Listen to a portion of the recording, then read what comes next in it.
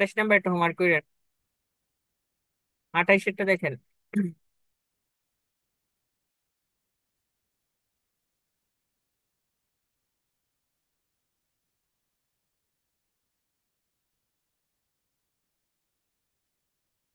দেখেন বলছে, আর Ashraf enterprise complete the following transaction in March 2019। অর্থাৎ এখানে হচ্ছে মার্চ মাসের অঙ্ক দিচ্ছে, ঠিক আছে। The owner sold his personal investment 2,50,000 টাকা অ্যান্ড ব্রট ইন ক্যাপিটাল 1,00,000 টাকা টু স্টার্ট বিজনেস। আমার কথা কি শোনা যেতেছে রাহিনা? ও মা, আমার প্রবলেম দিয়ে দিল। দেখেন, আপনাকে বলছে হচ্ছে, হ্যালো, শোনা যেতেছে কথা? হ্যাঁ হ্যাঁ, শোনা যাইতেছে। দেখেন, আপনাকে বলছে the owner sold his personal investment 2,50,000 টাকা। পার্সোনাল ইনভেস্টমেন্ট মানে ব্যক্তিগত ব্যবসা, সে বিক্রি করে দিছে।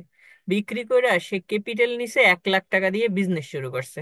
ব্রট in as a capital of 1,00,000 টাকা টু স্টার্ট বিজনেস। তার মানে আমার এইখানে হচ্ছে এই 1,00,000 টাকা ইনভেস্ট করছে। তার মানে এটা ক্যাশ হিসাব ডেবিট আর ক্যাপিটাল হিসাব ক্রেডিট, ঠিক আছে। তাহলে এইটার জাবেদাটা আমি বললাম, হ্যাঁ, তাহলে এটা ক্যাশের ঘরে বসবে 1,00,000 টাকা, আর ক্যাপিটালের ঘরে বসবে 1,00,000 টাকা। পেইড, 1 লাখ টাকা। Paid office rent for month 4,000 টাকা। দেখেন এখানে পেইড বলছে, তো পেইড বলাতে এই যে পেইড বলে দিছে, তার মানে হচ্ছে নগদ টাকা দিছে, ঠিক আছে। তার এটা হচ্ছে রেন্ট। রেন্ট, হ্যাঁ, রেন্ট মানে হচ্ছে এক্সপেন্স। তাহলে রেন্ট মানে যদি এক্সপেন্স হয়, তাহলে এটা হচ্ছে রেন্ট এক্সপেন্স হিসাব ডেবিট। আর হচ্ছে যেহেতু পেইড করছে নগদ টাকা, তাহলে নগদ টাকা যদি দেয় এই পেইডের কারণে, তাহলে এটা আমরা জাবেদাটা দিব হচ্ছে রেন্ট এক্সপেন্স হিসাব ডেবিট আর ক্যাশ হিসাব ক্রেডিট। তাহলে এখান থেকে এটা হচ্ছে আমাদের ক্যাপিটাল থেকে বাদ যাবে 4,000 টাকা, এবং কি ক্যাশ থেকে বাদ যাবে। ঠিক আছে, আলাদা করে এখানে গড় দিছে, কিন্তু গড় দেওয়ার দরকার নেই আমাদের। আমরা প্রথমে যেভাবে করছি ইংলিশ বইয়ের নিয়ম অনুসারে করবো, ঠিক আছে। Purchase merchandise for cash.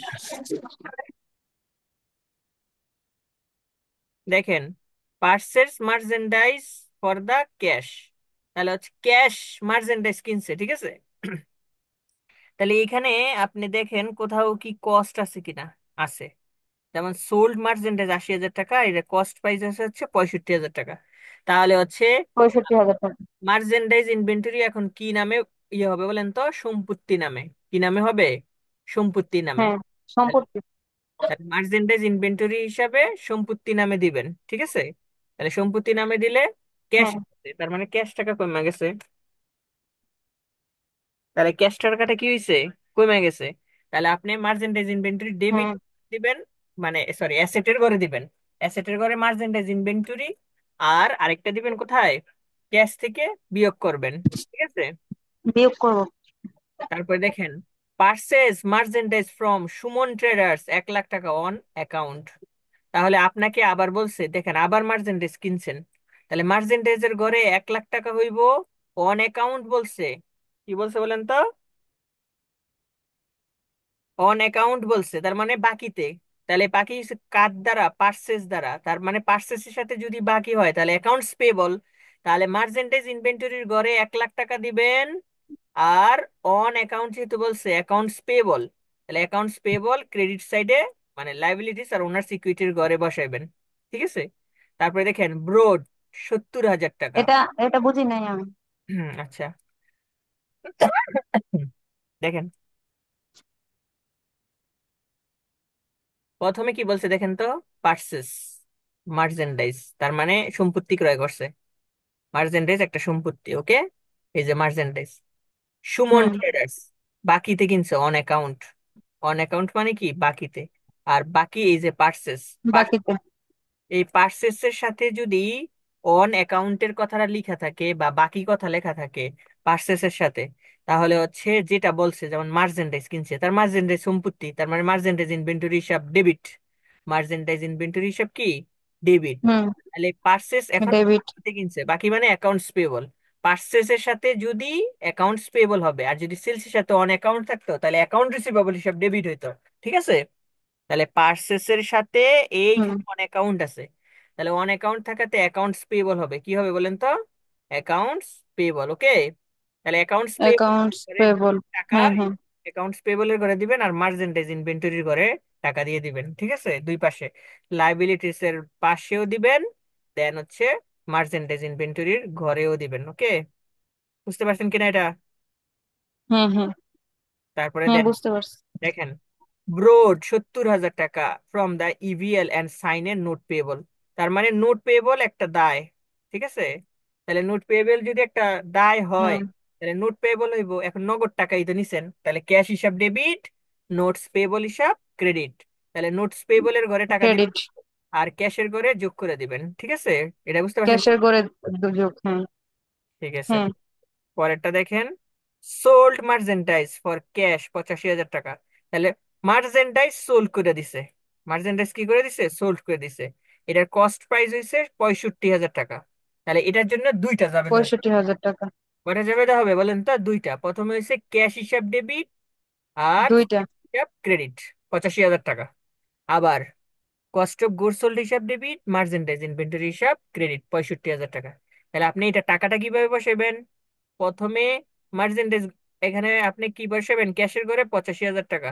ঠিক আছে, অথবা এটা ডিফারেন্সটা বসাই দিবেন ডাইরেক্ট। হ্যাঁ। ডিফারেন্স বসাই দিতে পারবেন না? এটা ডিফারেন্স, 20,000 টাকা। হ্যাঁ ডিফারেন্সটা বসাই দিবেন সরাসরি। তাহলে ক্যাশের ঘরে 20,000, আর সার্ভিস রেভিনিউ যেহেতু এটা ক্যাপিটালের সাথে যোগ হবে 20,000। ওকে, দেখেন বুঝতে পারছেন কিনা এটা? হ্যাঁ হ্যাঁ। আচ্ছা। ডিফারেন্সটা বসাই দিলেই হবে, নয়তো আপনাকে বসাইতে হবে এটাকে, প্রথমে বসাইতে হবে ক্যাশের ঘরে, তারপরে হচ্ছে মার্চেন্টাইজের ঘরে 65,000 টাকা, তারপরে ওইখানে ওই পাশে গিয়ে আবার ক্যাপিটালের ঘরে 20,000 টাকা যোগ হবে। ঠিক আছে, এইভাবে বসাইতে হবে, আপনি যেটা সুবিধা হয় ওইটাই বসাইন। তারপরে দেখেন, সোল্ড মার্চেন্টাইজ টু রানা। তাহলে রানার কাছে 1,20,000 টাকা বিক্রি করছে মার্চেন্টাইজ আবার। তাহলে এটার জন্য আবার দুইটা জার্নাল হবে। প্রথমে এখানে এসে এখানে নাম ক্যাশে বলে নাই, দেখেন ক্যাশ কথা উল্লেখ নাই, আছে দেখেন তো, ক্যাশ কথা আছে? ক্যাশ নাই, না নাই। ক্যাশ নাই, তার মানে এখানে সোল্ড করছে কার কাছে? টু রানা, রানার কাছে, তার মানে অ্যাকাউন্ট রিসিভেবল হয়েছে। তাহলে অ্যাকাউন্ট রিসিভেবল হিসাব ডেবিট, আর অ্যাকাউন্ট রিসিভেবল আর হচ্ছে সেলস হিসাব ডেবিট।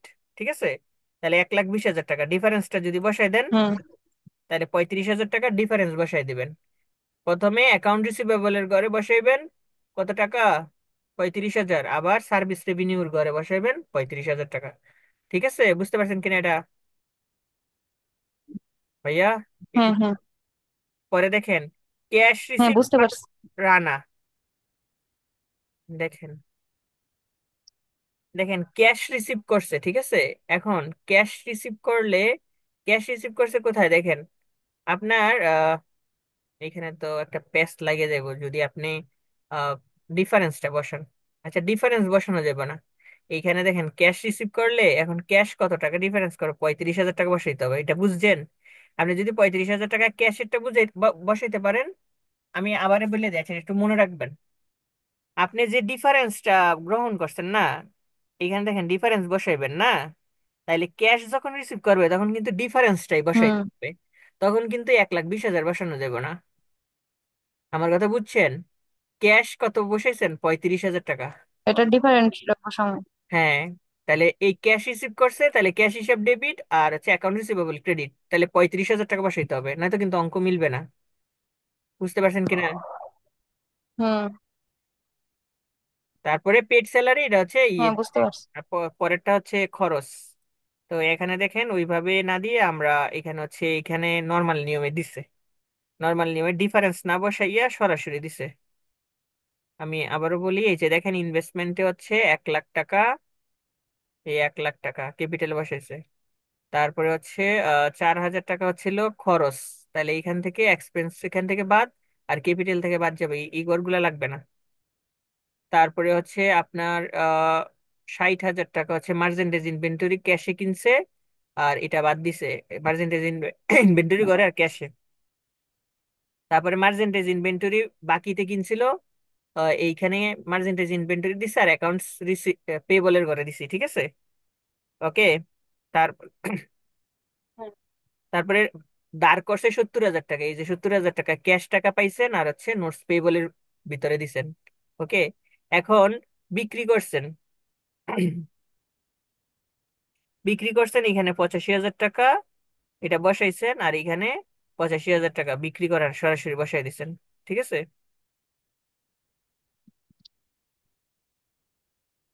তারপরে হুম। দেখেন, তারপরে 65,000 টাকা ওই যে, এই যেটা হচ্ছে আপনার কস্ট ছিল, এই কস্টটা এক্সপেন্স থেকে বাদ দিছে।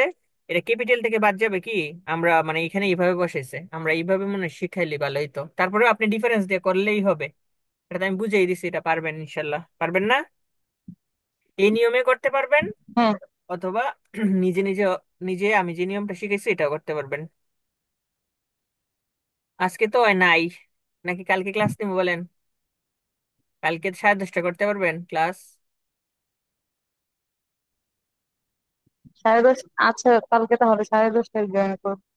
হ্যাঁ, কালকে আমরা এই চ্যাপ্টারটা শেষ করবো। ঠিক আছে, এখান থেকে একটা অঙ্ক আর জার্নাল আসবে, জার্নাল দিবেন, তার মানে দুইটা অঙ্ক দিতে পারবেন। পরে আমরা মার্জেন্টেজ অপারেশন করবো, তারপর ইনকাম স্টেটমেন্ট, আর তারপর ওয়ার্কশিট, এগুলা করলেই 6-7টা চ্যাপ্টার করলেই হচ্ছে। কয়টা চ্যাপ্টার আছে আপনার? অঙ্ক বেশি তো নাই মনে হয়। এখানে হচ্ছে এখানে হচ্ছে 2 নাম্বার আমরা করতেছি, 2 নাম্বার করতেছি। ঠিক আছে, তারপরে এটা করা লাগবে না, এটা হচ্ছে আমরা এই 2 নাম্বার হুম। চ্যাপ্টারে যেটা করতেছি এটাই। লেজার তো করছি। জার্নালের ভিতরে এখানে একটু অন্য অঙ্ক আছে, আর এইখানে হচ্ছে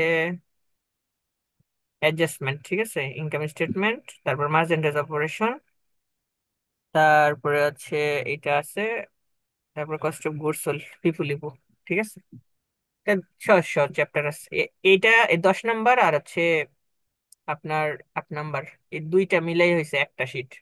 এটা করলেই কমন পেয়ে যাবো দুইটা। আর এখানে এই দুইটা মিলে হয়েছে একটা শীট। এটা একটা আর এটা, টোটাল 5টা শীট করলেই হবে। বেশি প্যারা নিতে হইব না, জাস্ট শীট গুলা যেগুলো দিমো এগুলাই কমপ্লিট করবেন, তাহলে প্লাস পেয়ে যাবেন। টেনশনের কিছু নাই, হুবহু অঙ্ক আসবো। ন্যাশনাল ইউনিভার্সিটি আরো সহজ আসে প্রশ্ন। ঠিক আছে, আজকে তাহলে বাদ দিলাম। আমাদের তো সাত হুম। 7 তারিখ এক্সাম। এপ্রিলের? হ্যাঁ। সমস্যা নাই, আমি হচ্ছে সোমবার থেকে প্রতিদিন ক্লাস নেব, ঈদের আগেই শেষ করে এলাম সিলেবাস। আচ্ছা তাহলে। ঠিক আছে, ঈদের আগে শেষ হয়ে যাব, না হইলেও মোটামুটি শেষ হয়ে যাবো। 4টে চ্যাপ্টার শেষ হয়ে গেলে আর 2টা চ্যাপ্টার বাকি থাকবো, পরে ওইগুলা করাই দিব, সমস্যা না। আচ্ছা। ঠিক আছে, তাহলে আজকে বিদায় নেই, আল্লাহ হাফেজ।